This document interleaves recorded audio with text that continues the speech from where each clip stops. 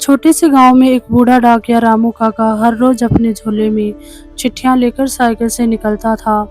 अब मोबाइल और इंटरनेट का ज़माना था, लेकिन रामू काका की आंखों में आज भी उम्मीद की चमक थी कि कोई तो चिट्ठी आएगी जो किसी के दिल को छू जाएगी। एक दिन उन्होंने एक पुराना और धूल से सना लिफाफा देखा।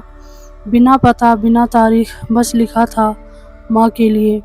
रामू काका ने गांव के हर घर जाकर पूछा, क्या तुम्हारी माँ के नाम कोई चिट्ठी आई थी? सबने मना कर दिया।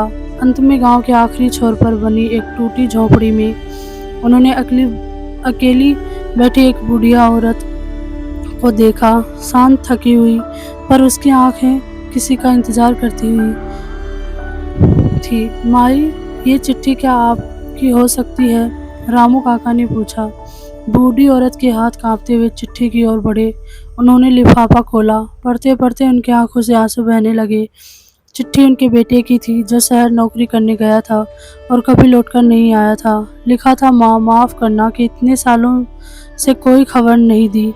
मैं बहुत कुछ बनना चाहता था, पर इस सफ़र में खुद को ही खो बैठा। आज जब मैंने आंखें बंद की तो सिर्फ तुम्हारा चेहरा दिखा, तुम्हारे हाथों की रोटियां, तुम्हारे आंचल की छाँव। वो सब अब सिर्फ यादें हैं। अगर कभी ये चिट्ठी पहुंचे तो जान लेना, मैं तुम्हें बहुत प्यार करता हूँ। तुम्हारा बेटा राजू। रामू काका की आंखें भी भर आई।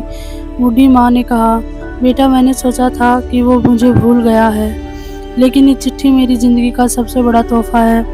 अब अगर मेरी आंखें बंद भी हो जाएं तो कोई अफसोस नहीं रहेगा।